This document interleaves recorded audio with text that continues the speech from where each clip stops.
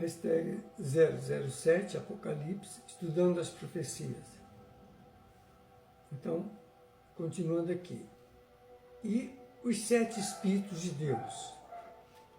Quanto a esta expressão, vemos que alguns estudiosos do Apocalipse fez alguns apontamentos, e um deles foi Frank Charles Thompson. Aqui temos esta denominação dos 7 Espíritos, porque 7 é um número sagrado, né?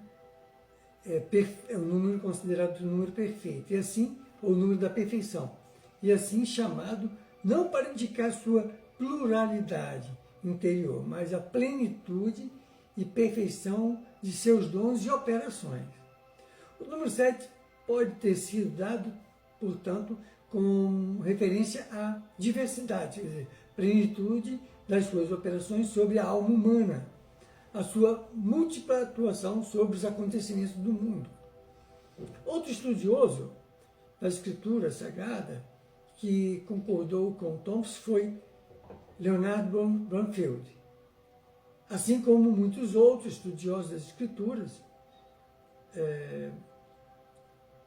ou de outras religiões também, né, claro, concordam com esta colocação de Thompson a respeito do número 7 e dos 7 Espíritos de Deus. Mas vamos lá. Com relação ao seu trono, né, este trono só pode ser o trono de Deus. Jesus ainda não recebeu o seu próprio trono. É só a gente ver lá em Lucas, capítulo 1, versículo 32, quando o anjo Gabriel diz que ele será grande e será chamado Filho do Altíssimo. Deus, o Senhor, lhe dará o trono de Davi. Claro que é um simbolismo. Claro que Jesus é Senhor de Davi. Davi, como eu já disse, foi uma das reencarnações do arcanjo Miguel, que foi Moisés, Davi, Elias, João Batista e por aí afora. Bom, quanto aos 7 Espíritos, esta é uma referência ao que se encontra no Evangelho, né? E diz respeito ao Espírito Santo, ou seja, são chamados protetores, os anjos guardiões, os guias da humanidade. A gente já falou em outras postagens aqui o significado de Espírito Santo, por exemplo. Não é uma entidade única, são todos os espíritos que estão a serviço de Deus, porque é aquele negócio, Deus não é nenhum ditador, ele criou essa humanidade infinita, né? Esse monte de espíritos que estão encarnados, desencarnados neste mundo e outros mundos, e à medida que os espíritos vão evoluindo, eles vão assumindo responsabilidade, né? Deus criou para a gente viver nesse caldeirão de espíritos, vamos dizer assim, falta de uma palavra melhor, de espíritos espalhados pelo universo, trabalhando para continuar o universo, né? Todos os espíritos, depois que evoluem, têm uma função, à medida que, por merecimento, por evolução, ninguém fica lá em cima esperando o quê? O dia do juízo. Isso aí a gente vai estudar mais adiante. Não existe. Deus não é estático, o mundo é dinâmico. Basta ver o que acontece aqui no plano Terra. Tudo é dinâmico, nada fica parado.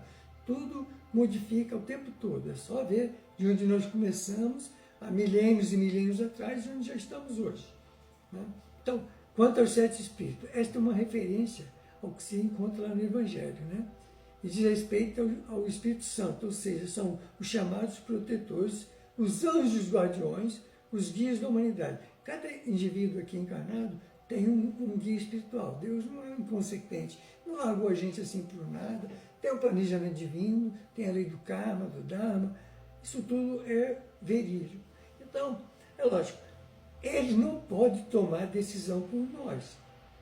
Nós fomos criados para ser um dia como Jesus.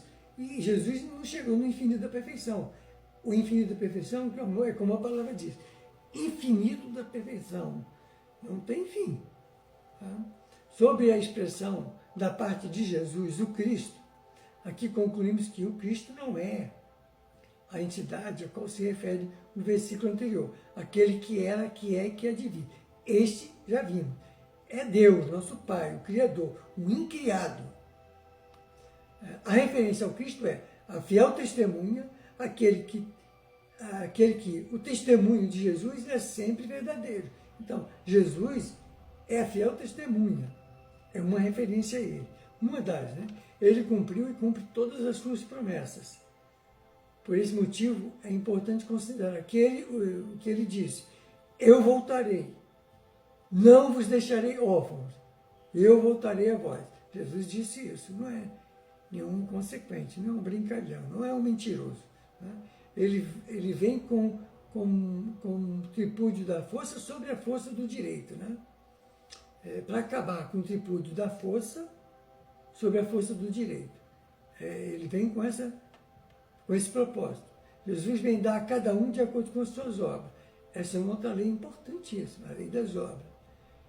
Quanto à expressão, o primogênito dos mortos, aí a explicação é a seguinte. Vejamos o que o apóstolo Paulo diz na primeira epístola aos Coríntios, capítulo 15, né? Na sua epístola aos Hebreus, na epístola aos Romanos e na epístola aos Colossenses. Aí vemos a expressão, as primícias do que dormem, o primogênito entre muitos irmãos, o primogênito de toda a criação e o primogênito dos mortos dentre os mortos. Porque Jesus na terra, ele é o primogênito, é o primeiro filho de Deus. Então ele é o primogênito na terra. Jesus é esse primogênito, que tem essa referência aqui. Já vimos que o corpo de Jesus era fluídico, portanto, o único que poderia ressuscitar depois de morto, aliás, o único que realmente ressuscitou, porque ressuscitar significa voltar com o mesmo corpo, basta ver o que fazem os médicos quando o coração está parado, mas o corpo não morreu ainda, não entrou em putrefação. O médico vai lá e ressuscita, porque perdeu as batidas do coração. Não é que a pessoa morreu, ela não morreu ainda, senão não houve a morte cerebral. Ele vai lá e procura ressuscitar e a gente volta. Isso é ressuscitar. Reencarnar é outra coisa. Então Jesus foi o único que ressuscitou, porque o corpo dele era fluídico, nenhuma criatura na Terra podia matar um corpo fluídico, principalmente como o de Jesus. Ele sofreu todo tipo de aquela aparência de morte física, como para causar a impressão necessária para tocar os corações. Hoje a gente já entende tudo isso, mas nem todo mundo, claro. Tem muita gente que ainda adora lá Jesus preso na cruz crucificado. Jesus só esteve naquele momento ali para causar aquela comoção, para que o povo tocasse o sentimento. Então ali a expressão, as primícias dos que dormem, o primogênito entre os muitos irmãos, o primogênito de toda a criação do planeta Terra, né? Jesus não é o primeiro espírito que Deus criou. E o primogênito dos mortos, dentre os mortos, tudo com referência ao planeta Terra. Então, já vimos que o corpo de Jesus era fluídico, portanto, o único que poderia ressuscitar depois de morto. Visto que ninguém poderia matar, isso tudo já expliquei aqui. Até a física, a química, a físico-química, mostra isso, que não há como recuperar um corpo morto, apodrecido. É impossível, seria derrogar as leis de Deus. Então, vamos ficar aqui, a gente continua na próxima hashtag.